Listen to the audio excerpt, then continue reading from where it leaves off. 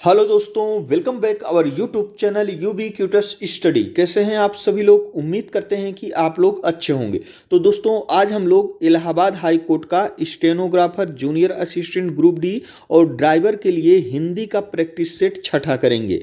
इसके पहले हम लोगों ने 5 कर लिया है, तो यदि आप लोग उसको अभी तक नहीं किए हैं तो जरूर कर लीजिएगा। तो आइए हम लोग शुरू करते हैं। हमारा पहला क्वेश्चन है, निम्नलिखित प्रश्न में 4 विकल्पों में से उस विकल्प का चयन करें जो अव्यय नहीं है। तो दोस्तों, इसमें से अगर हम अव्यय की पहचान करें उससे पहले हम लोग जान लेते हैं कि अव्यय क्या होता है। वे शब्द होते हैं जो शब्द लिंग, वचन, काल या फिर कारक के वजह से उसमें जो है कोई परिवर्तन नहीं होता है। तो अगर हम बात करें जैसे आज हुआ, किसे हुआ, कल हुआ, तो ये सब सारे दोस्तों किस में आते हैं? तो ये सब आते हैं अव्यय में। लेकिन ये जो जापान है यह नाम है, यानी कि यह एक संज्ञा है। और अगर हम आज और कल की बात करें तो ये दोनों किस में आते हैं दोस्तों? यह दोनों कालवाचक में आएंगे। और किसे क्या होता है? किसे जो है प्रश्नवाचक अव्यय में आएगा। निम्नलिखित प्रश्न में 4 विकल्पों में से उस विकल्प का चयन करें जो उपसर्ग से नहीं बना है। उपसर्ग क्या होता है दोस्तों? उपसर्ग जो है किसी शब्द के पहले लगता है, ठीक है। और इसमें अगर हम बात करें, प्रकर्ष में उपसर्ग है, अपशब्द में उपसर्ग है, जो लाचार शब्द है इसमें दोस्तों कोई उपसर्ग नहीं है। और जैसे अगर हम प्रसर्ग की बात करें तो इसमें जो है प्रउपसर्ग है। अगर किसी में उपसर्ग लगा है तो उसको अगर आप लोग देखेंगे उस शब्द में तो वह जो है 2 शब्द में बट जाएगा। जैसे अपशब्द है तो ये दोस्तों आ जाएगा अपधन शब्द, ये यानी कि इसमें अप उपसर्ग लगा है। लाचार में दोस्तों कोई जो है उपसर्ग नहीं लगा है। अनुजीवी में अनु उपसर्ग लगा है। पाठिका शब्द में प्रत्यय लगा है। तो दोस्तों, पाठिका शब्द में क्या प्रत्यय लगा है? प्रत्यय दोस्तों किसी शब्द के अंत में लगता है, ठीक है। उपसर्ग जो है शब्द के पहले लगता है और प्रत्यय जो है उपसर्ग के बाद लगता है। तो अगर हम पाठिका की बात करें तो पाठिका मतलब पाठधन इका। तो इसमें कौन सा प्रत्यय लगा है? इका प्रत्यय लगा है, यानी कि ऑप्शन बी इसका सही हो जाएगा। निम्नलिखित प्रश्न में 4 विकल्पों में से उस विकल्प का चयन करें जो संधि विच्छेद वाला विकल्प है। यद्यपि, अगर हम यद्यपि की बात करें तो दोस्तों इसमें कौन सी संधि है? तो इसमें है दोस्तों जो है यदि धन अपि। क्या है? यदि धन अपि। और इसमें कौन सी संधि है? तो इसमें दोस्तों चूंकि यहाँ पे यहां देखिए दोस्तों यदि है ना, यदि धन अपि है, ठीक है। तो यहां पे जो ई है इसका दोस्तों या हो जा रहा है। यहां जो है ई का या जहां हो, जहां ऊ का वा हो, वहां पर दोस्तों यड़ संधि होती है। कौन सी संधि होती है? यड़ संधि होती है। लोकोक्ति शब्द में कौन सी संधि है? तो दोस्तों लोकोक्ति शब्द में कौन सी संधि है? तो इसमें दोस्तों गुण संधि होगी। जहां पर दोस्तों कोई अगर शब्द है उसमें अगर बीच में ओ आ गया है या फिर ए आ गया है, उस कंडीशन में वहां पे दोस्तों गुण संधि होती है। और जहां पर औ आ गया हो या फिर अ आ गया हो, वहां पर कौन सी संधि होती है? वहां पर वृद्धि संधि होती है। निम्नलिखित प्रश्न में 4 विकल्पों में से उस विकल्प का चयन करें जो शुद्ध रूप का सबसे अच्छा विकल्प है। तो अगर हम इसमें बात करें, वह गरीब आदमी है, ये गलत है। था वह गरीब आदमी, ये भी गलत है। लेकिन वह आदमी गरीब था, यानी कि ऑप्शन सी इसका सही हो जाएगा। निम्नलिखित प्रश्न में 4 विकल्प दिए गए हैं, जिनमें से उस विकल्प का चयन करें जो दिए गए शब्द का सही पुल्लिंग है। यानी कि बिल्ली का पुल्लिंग क्या होगा? तो बिल्ली का पुल्लिंग होता है दोस्तों बिलाव, यानी कि ऑप्शन सी इसका सही हो जाएगा। नीचे दिए गए शब्द का सही बहुवचन रूप विकल्प पहचानिए, यानी कि इसमें से कौन सा ऐसा है जो बहुवचन है? तो अमीर लोग दोस्तों यह जो है बहुवचन है। और अगर हम बात करें परीक्षा की तो परीक्षा का बहुवचन होता है परीक्षाएं। लिपि का बहुवचन होता है लिपियां और कपड़ा का बहुवचन होता है कपड़े। निम्नलिखित प्रश्न में 4 विकल्पों में से सही कर्ता कारक को पहचानिए। यानी कि दोस्तों कर्ता कारक क्या होता है, कर्ता कारक ने होता है, यानी कि इसमें जो है ने जो है कर्ता कारक है। इसका सही उत्तर ऑप्शन बी हो जाएगा। वे भ्रष्टाचार के प्रबल विरोधी थे। वाक्य में सर्वनाम का कौन सा भेद है? तो यानी कि दोस्तों इसमें क्या आ गया है, इसमें वे आ गया है, वे आ गया है। और वे किसका है? यह दोस्तों पुरुषवाचक सर्वनाम है। कौन है? पुरुषवाचक सर्वनाम। इसमें पुरुषवाचक सर्वनाम में दोस्तों 3 होता है, एक उत्तम पुरुष होता है, एक मध्यम पुरुष होता है और एक अन्य पुरुष होता है। तो ये जो है अन्य पुरुष में आएगा। उत्तम पुरुष में दोस्तों मैं और हम आता है और मध्यम पुरुष में दोस्तों तुम आता है। अगला क्वेश्चन है, जिस विकारी शब्द से संज्ञा की व्याप्ति मर्यादित होती है उसे कहते हैं, तो दोस्तों उसको कहते हैं विशेषण। यानी कि कोई भी जो संज्ञा है वह मर्यादित होती है, यानी उसकी विशेषता अगर जो बताई जाती है वही विशेषण कहलाता है। स्वागतम शब्द में कौन सी संधि है? स्वागतम यानी कि सुधन आगतम, सुधन आगतम। इसमें दोस्तों जो ऊ है वह बन जा रहा है। इसके पहले हमने अभी बताया था कि जहां पर ऊ का वाह हो जाए या फिर ई का या फिर ई या तो बड़ी ई या बड़ी ई, ऊ या बड़ा ऊ या बड़ा ऊ का वाह हो जाए, ई या बड़ी ई का या हो जाए, वहां पर कौन सी संधि होती है? तो वहां पर होती है दोस्तों यड़ संधि, यानी कि ऑप्शन ए इसका सही हो जाएगा। निम्नलिखित प्रश्न में 4 विकल्पों में से उस विकल्प का चयन करें जो दिए गए वाक्य में काल का सही विकल्प है। विजय अगले महीने अमेरिका जाएगा, यानी कि जाएगा यानी कि अभी गया नहीं है, ना अभी जा रहा है, यानी ना भूत है ना वर्तमान है। ये किस में है? ये भविष्य में है। अगले महीने अमेरिका जाएगा यानी कि इसमें दोस्तों सामान्य भविष्य है। ऑप्शन डी इसका सही हो जाएगा।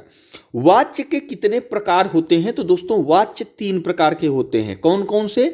कर्तवाच्य, कर्तवाच्य और दोस्तों कर्मवाच्य, कर्मवाच्य और भाववाच्य। 3 प्रकार के वाच्य होते हैं। श्रृंगार रस का अस्थाई भाव है, तो दोस्तों श्रृंगार रस का अस्थाई भाव रति है, यानी कि ऑप्शन सी इसका सही हो जाएगा। और अगर हम बात करें वीतराग, वीतराग या फिर निर्वेद, वीतराग या फिर निर्वेद, निर्वेद ये कौन से हैं? ये दोस्तों शांत रस के अस्थाई भाव हैं। और अगर हम उत्साह की बात करें तो उत्साह दोस्तों वीर रस का अस्थाई भाव है। और हास्य दोस्तों, हास्य जो है हास्य रस का जो है अस्थाई भाव है। दोहा किस प्रकार का छंद है? तो दोस्तों दोहा एक अर्ध सम मात्रिक छंद है, यानी कि ऑप्शन सी इसका सही हो जाएगा। निम्नलिखित प्रश्न में 4 विकल्पों में से उस सही विकल्प का चयन करें जो दिए गए पद्य के उचित अलंकार रूप का सबसे अच्छा विकल्प है। तो दोस्तों इसको देखते हैं। सागर सा गंभीर हृदय हो, गिर सा ऊंचा हो जिसका मान। इसमें दोस्तों कौन सा अलंकार होगा? तो इसमें दोस्तों उपमा अलंकार होगा। उपमा का मतलब होता है दोस्तों क्या? तुलना करना। क्या करना? तुलना करना। अगर इस वाक्य को हम लोग पढ़ें, सागर सा गंभीर हृदय हो, यानी कि इसमें सागर से हृदय की तुलना की जा रही है। गिरी सा ऊंचा हो जिसका मन, पहाड़, पहाड़ से तुलना की जा रही है मन की, यानी कि इसमें तुलना की जा रही है, इसलिए यहाँ पे उपमा अलंकार होगा। और उपमा अलंकार की एक और बहुत अच्छी पहचान है। जिन पंक्तियों में आप लोग देख लीजिए जैसे सा, सी, सो या फिर सरिस या फिर हम लोग कह दें तुल्य, क्या है? तुल्य। ये सब सारे जो शब्द हैं दोस्तों आप लोग देखेंगे जो जिसमें उपमा अलंकार होगा उसमें ये सारे जो है शब्द आपको मिलेंगे कहीं ना कहीं। इसमें देखिए सा 2 बार मिला है इस जगह। तो यह जो है उपमा अलंकार के पहचानने का जो है सबसे अच्छा तरीका है, तो इसको आप लोग जरूर याद रखिएगा। निम्नलिखित प्रश्न में 4 विकल्प दिए गए हैं, जिनमें से उस विकल्प का चयन करें जो विलोम शब्द का सबसे अच्छा वाला विकल्प है। अपव्यय, अपव्यय का मतलब क्या होता है दोस्तों? अपव्यय का मतलब होता है अनुचित खर्च, अनुचित खर्च, यानी कि बिना किसी जरूरत के खर्च फिजूल के खर्च, फालतू के खर्च। और इसका जो विलोम होता है वह होता है दोस्तों मितव्ययी, यानी कि ऑप्शन डी इसका सही हो जाएगा। निम्नलिखित प्रश्न में 4 विकल्पों में से उस विकल्प का चयन करें जो द्विज शब्द का अर्थ देता है। द्विज का मतलब होता है दोस्तों दांत भी होता है, पक्षी भी होता है और ब्राह्मण भी होता है, यानी कि ऑप्शन डी इसका सही हो जाएगा। निम्नलिखित प्रश्न में 4 विकल्प दिए गए हैं जिनमें से उस विकल्प का चयन करें जो शब्द वाक्यांश का सबसे अच्छा एक शब्द वाला विकल्प है।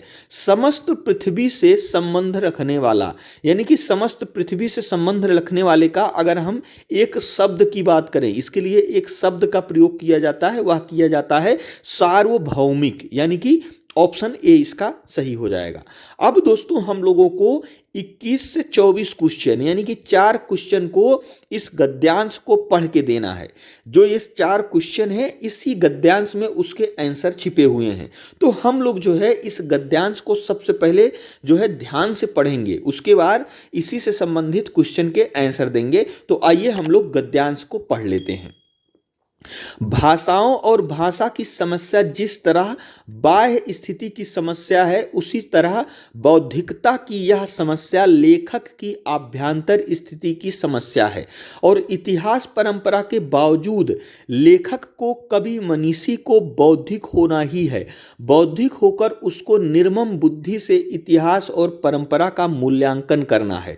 परंपरा न सब की सब और ज्यों की त्यों मूल्यवान है, न ही सब की सब और ज्यों की त्यों बिल्कुल कूड़ा है। और क्या छोड़ना, किसको किसके साथ मिलाना और किसकी किसके साथ पैबंदी करनी है, इसका निर्णय बुद्धि के सहारे ही हो सकता है। यानी कि इसमें दोस्तों परंपरा को लेके उसमें जो है बौद्धिकता की जो है बातें की गई है। यानी कि कोई भी परंपरा जो होती है वह पूरी तरह से गलत भी नहीं होती है और पूरी तरह से सही भी नहीं होती है। उसमें कुछ चीजें सही होती हैं और कुछ चीजें गलत होती हैं। क्या चीजें सही होंगी उसका डिसीजन हम लोग एक जो है बौद्धिक रूप से ले सकते हैं। उसमें जो है तर्क करेंगे तभी उसका अर्थ हमें निकल के आएगा कि परंपरा में कौन सी चीजें सही हैं, कौन सी चीजें गलत हैं। तो आइए हम लोग इसको जो है समझ लेते हैं, इससे संबंधित क्वेश्चन कर लेते हैं। भाषाओं और भाषा की समस्या किस स्थिति की समस्या है? तो दोस्तों भाषाओं और भाषा की जो समस्या है वह बाह्य समस्या है, यानी कि ऑप्शन ए इसका सही हो जाएगा। लेखक को बौद्धिक होना है, यानी कि लेखक को बौद्धिक होना है। क्यों होना है? तो इसका रीजन यह है कि उसके इतिहास और परंपरा का मूल्यांकन करना है। जब तक आप बौद्धिक नहीं होंगे तब तक आप दोस्तों इतिहास और जो हमारी परंपराएं हैं उसका मूल्यांकन नहीं कर पाएंगे कि उसमें क्या चीजें सही हैं, क्या चीजें गलत हैं। बौद्धिक का मतलब होता है दोस्तों बुद्धि से संबंधित, यानी कि जब तक आप किसी चीज में अपना तर्क नहीं लगाएंगे उसको आप लोग जो है समझ नहीं पाएंगे। परंपरा के संबंध में लेखक का कहना है। तो दोस्तों परंपरा के संबंध में लेखक का कहना यह है कि बुद्धि द्वारा उसका मूल्यांकन किया जाए, यानी कि जो परंपराएं हैं हमारी उसको बुद्धि द्वारा उसका जो है मूल्यांकन किया जाए। अगर परंपरा में कोई चीजें सही हैं तो उसको अपना लेना चाहिए, और जिसमें अंधविश्वास है, जिसमें कोई उसका जो है शाब्दिक अर्थ कुछ नहीं है, कोई बौद्धिक अर्थ उसका नहीं है, तो उसको हम लोगों को ऐसी परंपराओं को छोड़ देना चाहिए। उपर्युक्त गद्यांश का उपयुक्त शीर्षक ढूंढिए। तो इसका उपयुक्त शीर्षक क्या हो सकता है दोस्तों? परंपरा और बौद्धिक, यानी कि ऑप्शन डी इसका सही हो जाएगा। अगला क्वेश्चन है, निम्न में से अशुद्ध वाक्य चुनिए। इसमें से दोस्तों अशुद्ध वाक्य की अगर हम बात करें तो इसमें दोस्तों मैं अपनी बात को स्पष्टीकरण करना चाहता हूं।